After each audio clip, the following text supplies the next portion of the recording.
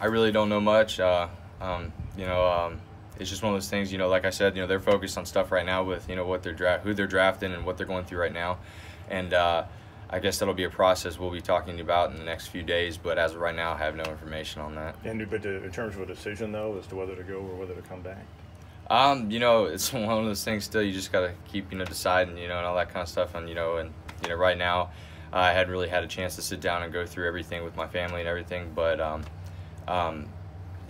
this is my dream, and that's really what I gotta say to that. And the Clemson fan base and stuff has been so supportive of of me being drafted, and I think that's what makes it so cool. It just kind of gives me the confidence and stuff to go off and finally pursue my dream. Do you have a favorite memory from your time here at Clemson?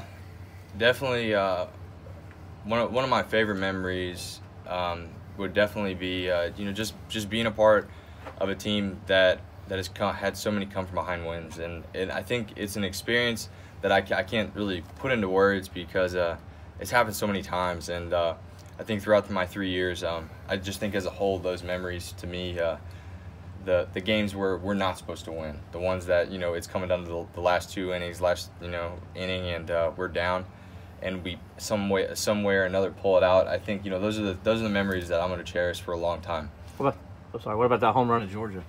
That's going to be up there, I'll tell you that. That one will be up there. The one in Pittsburgh will be up there.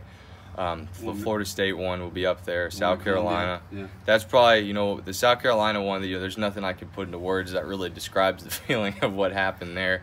But that is definitely something that someday I'm going to be really, really proud to tell my kids about, or my grandkids or whatever, and I'll keep bringing it up over and over. They're going to have to tell me to shut up about it. But, it's just one of those things, the South Carolina home run is big just because that series is just so, it just runs so deep between the two schools. Seth, how cool would it be for you to play professionally in the same city as Deshaun Watson?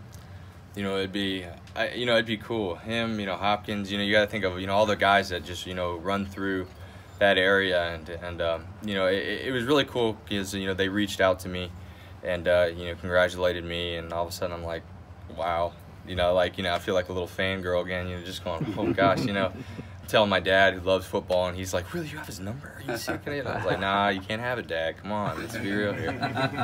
No, I'm just super excited. This city, this state, they seem very close and very supportive of what all sports they bring to the table and all the aspects that go along with it, and they're very happy, and people are voicing their thoughts towards me and just the support, and it means a lot coming from a huge place like that out there. Was that Deshaun or Nuk that reached out?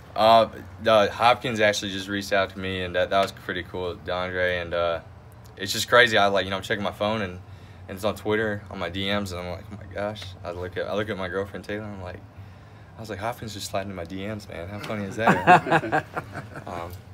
But yeah, he was just like, congratulations, and he said, best of luck. And I said, when you get here and stuff, and we're talking, just make sure to reach out to me. And I said, of course, and thanks for all the support. And he's a great guy.